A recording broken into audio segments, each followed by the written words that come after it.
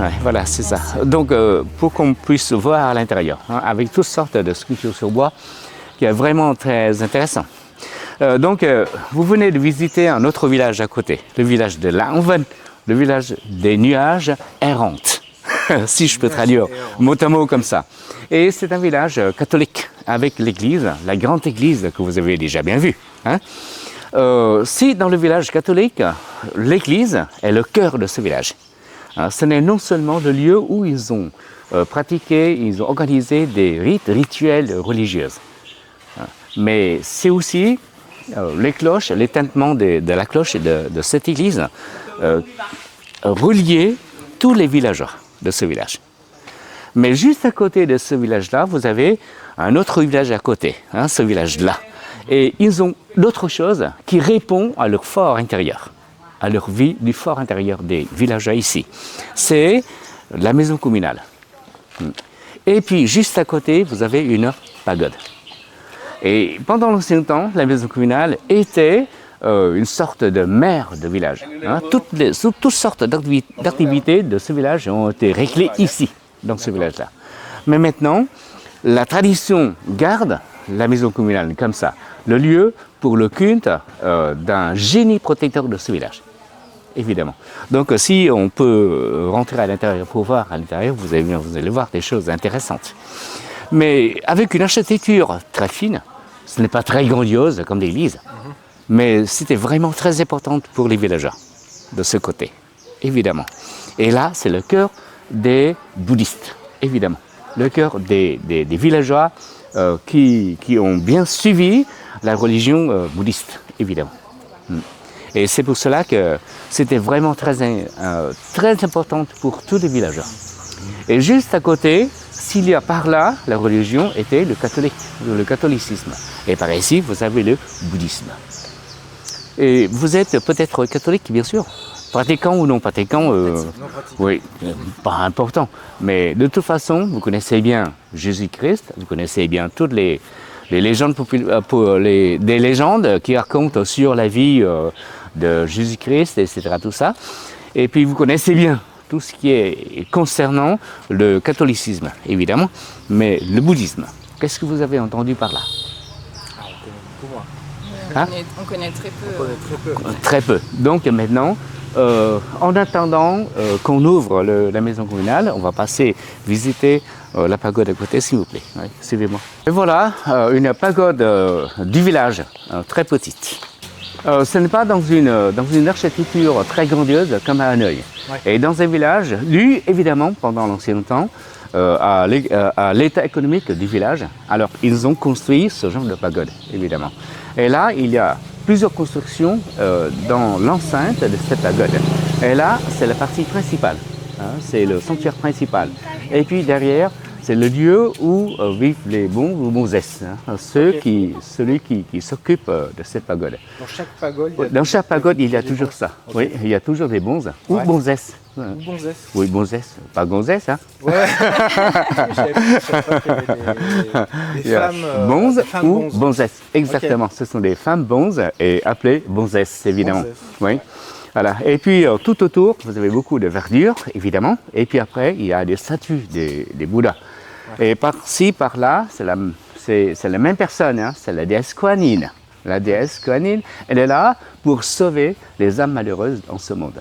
Hein. C'est pour aider les gens à surmonter des difficultés dans la vie quotidienne pour pouvoir aller au nirvana, auprès du Bouddha historique, du Bouddha fondateur. Voilà. Et donc le bouddhisme vietnamien et le bouddhisme des pays d'Asie surtout se base sur la souffrance de la vie humaine pour chercher à développer la théorie bouddhiste, évidemment. Voilà. Vous voyez, donc la souffrance de la vie humaine, on parle de quoi là? Qu'est-ce que c'est que les souffrances?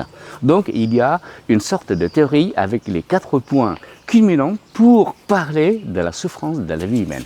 Hein, donc depuis la naissance jusqu'à la mort, alors on souffre tout le temps. Jusqu'au nirvana? Voilà, jusqu'au nirvana. Non, mais pour aller au nirvana, ce n'est pas si facile que ça. C'est que de la souffrance. Oui, voilà, donc il faut surmonter les souffrances tout d'abord. Mais le nirvana, est-ce qu'il existe? Dans le ciel? Non, j'ai rien vu.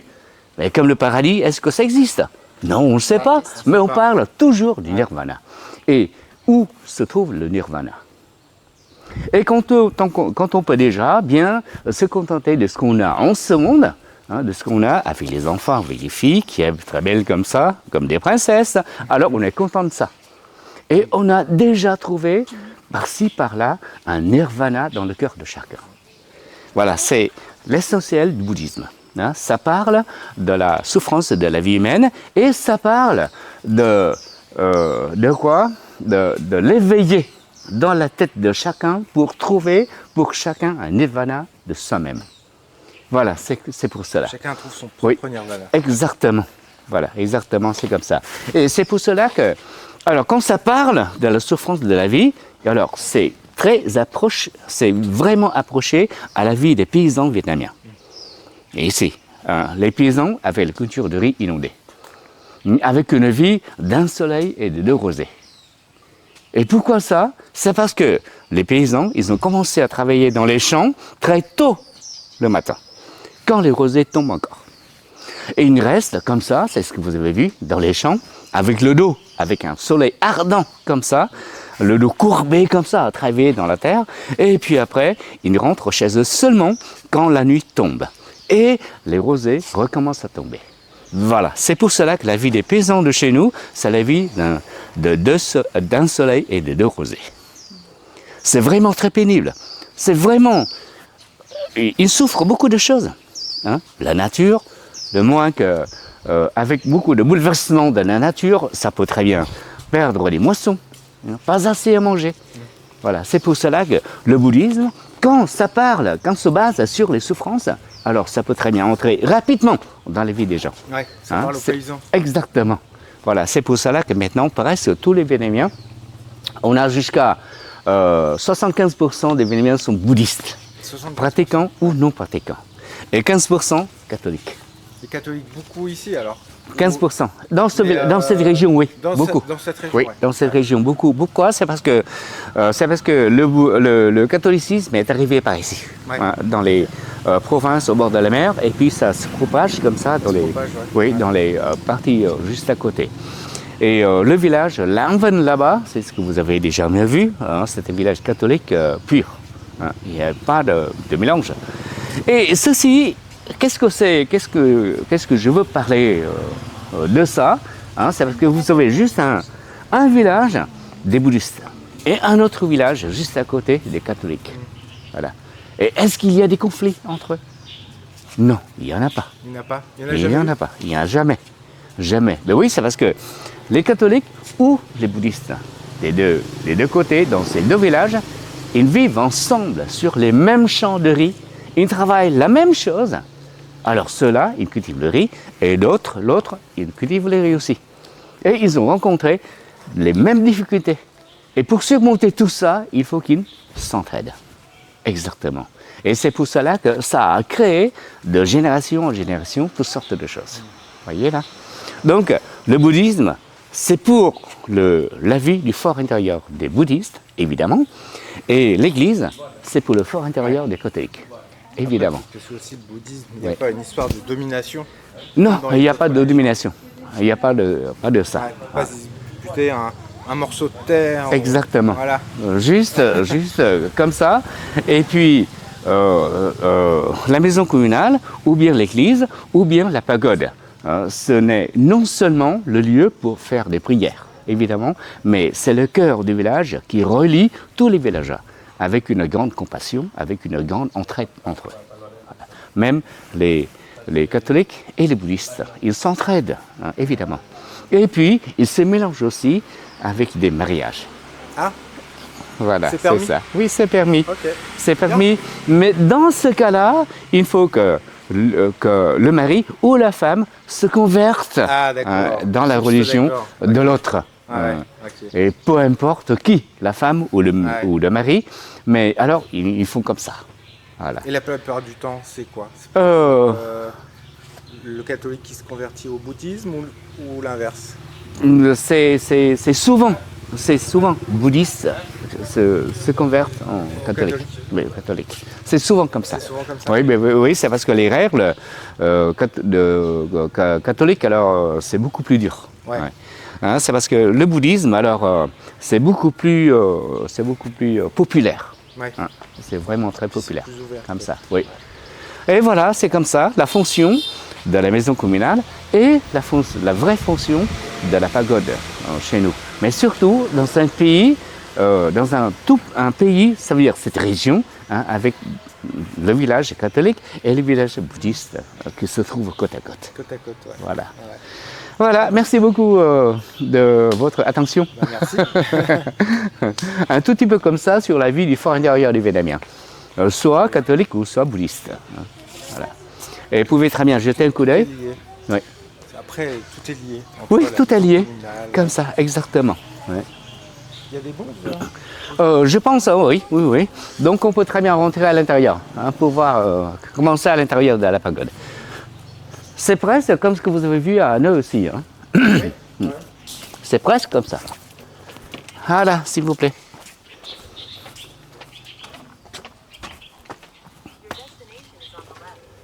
Ah oh.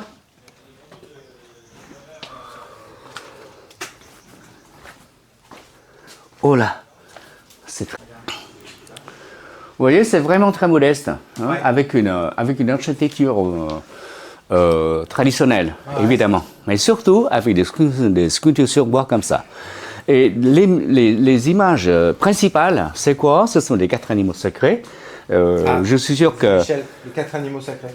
Oui, je suis sûr que Sen vous a déjà bien parlé de ça. Ouais. Alors tu pars du ciel à la terre et puis dans l'eau. Dans le ciel, il y a quoi? Le dragon, Oui. Et puis après? il y a le phénix, Oui. Et il y a sur la terre, il y a la licorne, la licorne. Et dans l'eau? il y a la tortue. Ben voilà, c'est très bien. Hein? Bravo. C'est bien. On va faire réviser hier soir. Oui, c'est très bien comme ça. Et voilà, ce sont des animaux sacrés de chez nous, hein, dans la croyance vietnamienne. Et puis par ça, il y a aussi beaucoup d'images des 4 plantes précieuses aussi. Hein. C'est quoi les 4? Tung, Cook, Chuk Mai, sapin, chrysanthème, bambou et prunier. D'accord. Ce sont des plantes qui représentent...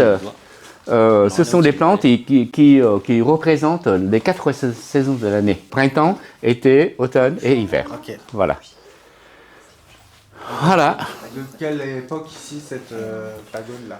Alors, avec la décoration comme ça, là, je suis sûr que cette pagode a été construite vers des années vers la fin du XVIIIe siècle. Ok. Oui, du 18.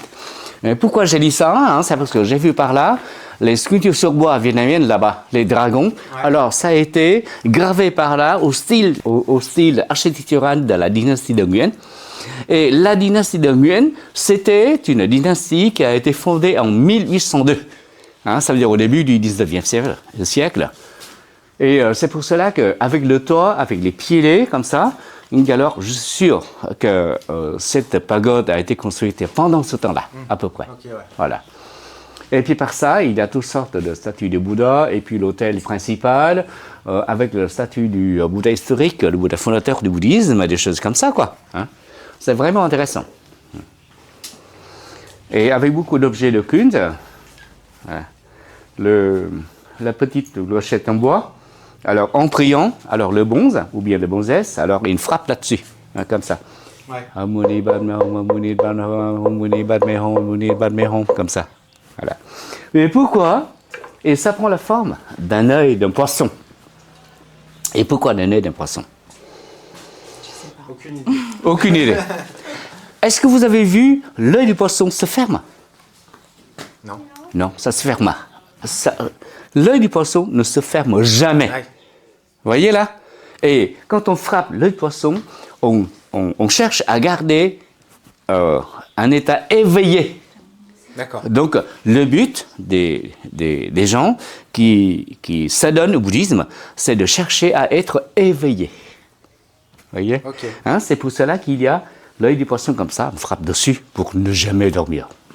Ok. Pour pouvoir être éveillé. Hein, ça veut dire comprendre tout. Hein. Des lois de la vie quotidienne, hein, la naissance, la vieillesse, la maladie et la mort. Alors, ce sont les 4 étapes de la vie humaine. Et toutes ces 4 étapes de la vie humaine comme ça est présentée sur la swastika, la croix gamèse. Ah, C'est ce que vous avez vu dans le bouddhisme. d'accord. Mais ce n'est pas le nazisme, hein. Ok. C'est parce que... Pourquoi? C'est parce que Adolf Hitler, alors lui, il a bien pris cet emblème du peuple Kira en Inde ancien pour parler de son peuple. Non, c'est du peuple éminent du monde. Voilà, c'est pour cela qu'ils ont pris ça. Mais pour le bouddhisme de chez nous, la swastika, ça présente les 4 étapes de la vie humaine, simplement. Hein, les 4 étapes avec les souffrances de cette vie, simplement. Voilà. Okay. Et quelques petites présentations sur la maison communale et la pagode traditionnelle vietnamienne, comme ça. Oui, pour vous donner la première notion de la culture vietnamienne. Voilà.